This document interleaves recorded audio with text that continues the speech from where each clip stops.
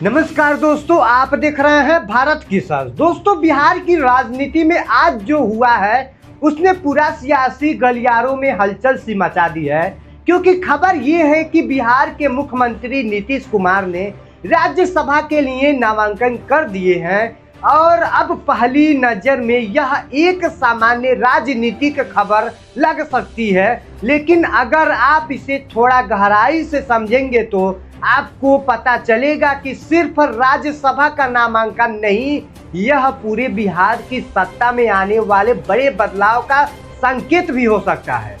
और शुरुआत करते हैं पूरी कहानी से। तो दोस्तों, बिहार की 5 राज्यसभा सीटों के लिए आज नामांकन का आखिरी दिन था। इसी दौरान मुख्यमंत्री नीतीश कुमार ने भी अपना नामांकन दाखिल करवा दिया था।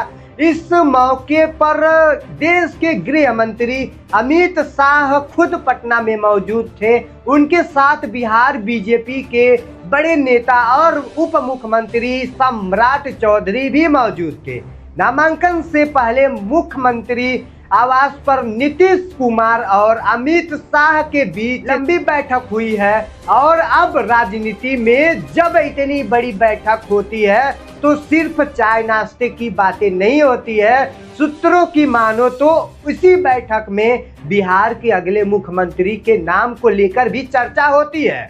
उसमें बहुत तेजी से चर्चा बातचीत चलती रहती है चाय के साथ साथ। अब सबसे बड़ा सवाल, आखिर मुख्यमंत्री नीतीश कुमार राज्यसभा क्यों छोड़ना चाहते हैं? सबसे बड़ी सवाल है, मुख्यमंत्री नीतीश कुमार राज्यसभा में क्यों जाना चाहते हैं? क्यों अपना कुर्सी मुख्यमंत्री पद का छोड़ करके राज्यसभा में सांसद से कहीं ज्यादा ताकतवर माना जाता है, इसलिए जाना चाहते हैं?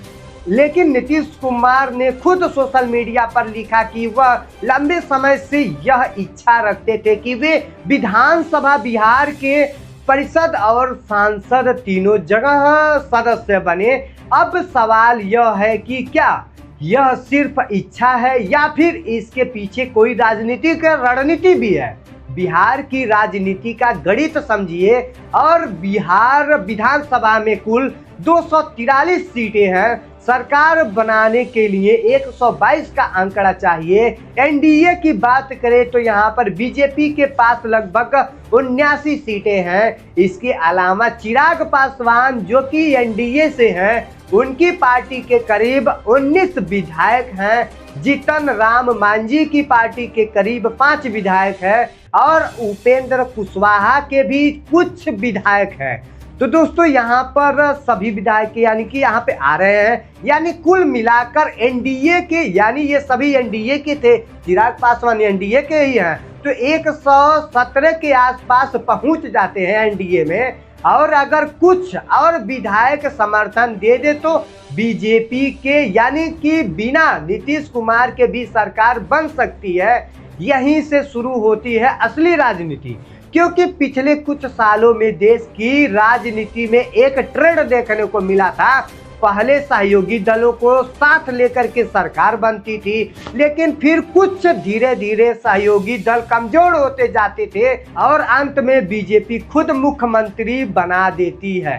महाराष्ट्र में यही हुआ था। वहां एकनाथ शिंदे के नेतृत्व में नई सरकार बनी और पुरानी राजनीतिक तस्वीरें पूरी तरीके से बदल गई। अब कई राजनीतिक विश्लेषण कर रहे हैं कि बिहार में कुछ भी वैसा ही हो सकता है। विपक्ष क्या कर रहे हैं? इस पूरे घटनाक्रम पर बिहार के नेता प्रतिपक्ष तेजस्वी यादव ने तीखी प्रतिक्रिया दी है। उन्होंने आरोप लगाया है कि बीजेपी धीरे धीरे जेडीयू को कमजोर कर दे रही है और देखा जाए तो कमजोर बना दे रही है और अब बिहार में अपनी सरकार बनाने की तैयारी कर रही है। तेजस्वी यादव का कहना है कि सहयोगी पार्टियों को बीजेपी पहले इस्तेमाल करती है और फिर धीरे धीरे उन्हें खत्म करके नष्ट कर देती है।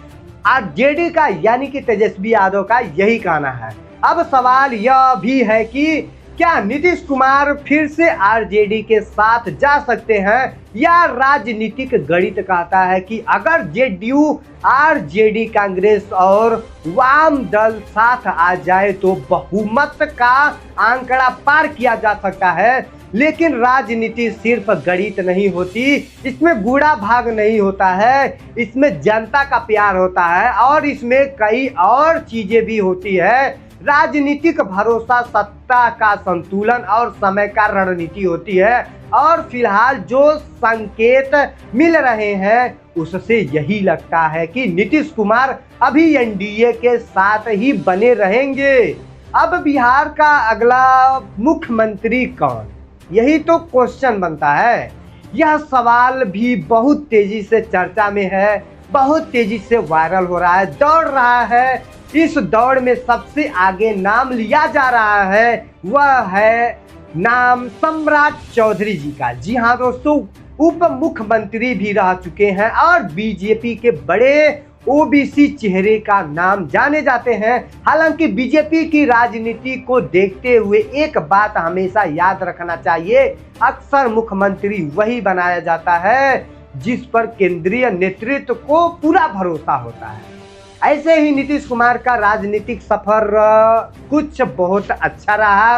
अगर हम नीतीश कुमार की राजनीतिक सफर को देखें तो वह करीब 2 दशकों से बिहार की राजनीति के सबसे बड़े चेहरे बने रहे हैं। यानी कि लेकर के वह 2005 से लेकर के 2026 चल रहा है, 20 साल यानी 2 दशक हो गया है। उन्होंने कई बार गठबंधन बदला, कभी बीजेपी के साथ तो कभी आरजेडी के साथ और फिर कभी वापस फिर आए बीजेपी के साथ। लेकिन अब उनकी उम्र 70 से ज़्यादा हो चुकी है और स्वास्थ्य को लेकर भी चर्चाएं होती रहती है। इसलिए कुछ लोग यह भी मान रहे हैं कि शायद नीतीश कुमार अब सक्रिय सत्ता की राजनीति से थोड़ा पीछे हटना चाहते हैं। लेकिन राजनीति में कुछ भी तय नहीं होती है, राजनीति में एक दिन में हालत बदल जाते हैं।